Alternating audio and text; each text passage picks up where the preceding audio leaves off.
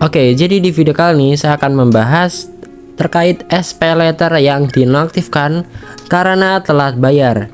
Apakah berita itu benar ya? Kalau kita bayar di fitur SPayLater atau S-Pinjam, itu SPayLater kita atau S-Pinjamnya bisa dinonaktifkan. Apakah benar? Dan kita akan bahas bareng-bareng ya. Jadi teman-teman bisa tonton video ini sampai akhir ya. Oke, dan sebelum kita lanjut guys, untuk ke video pembahasan dan tutorialnya, jangan lupa untuk klik tombol like, subscribe, dan share video-video ini ya. Oke, terima kasih yang udah support dan mungkin langsung aja kita ke video pembahasannya. Oke guys, kita akan membahas yaitu terkait fitur SPayLater atau F-Pinjam ya.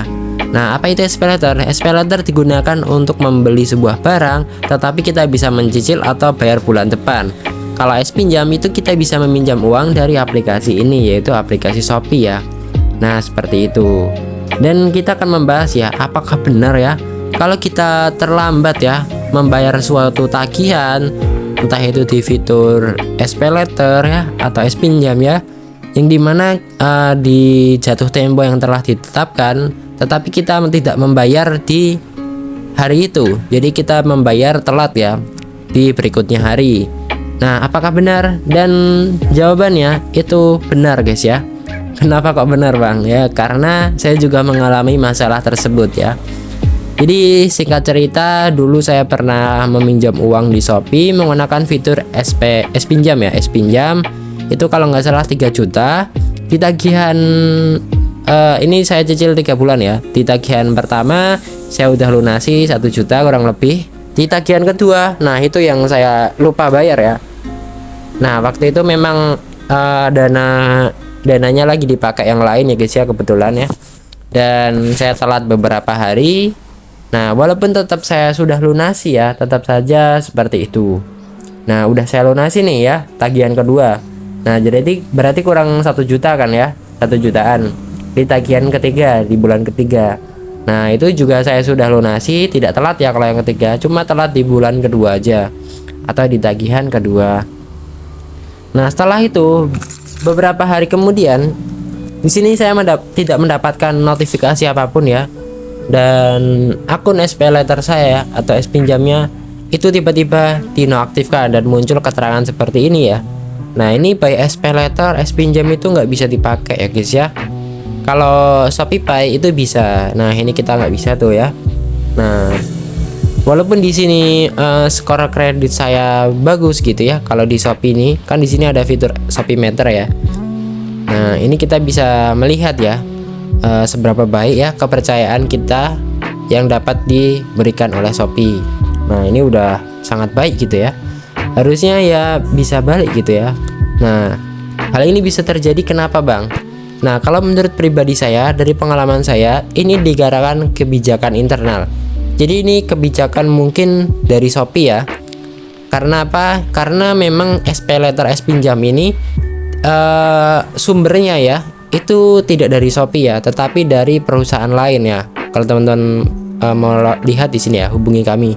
Nah jadi uang-uang tersebut ya atau manajemen tersebut dikelola oleh C-Finance. Jadi C-Finance merupakan suatu perusahaan di kayak ya bagian keuangan gitu ya.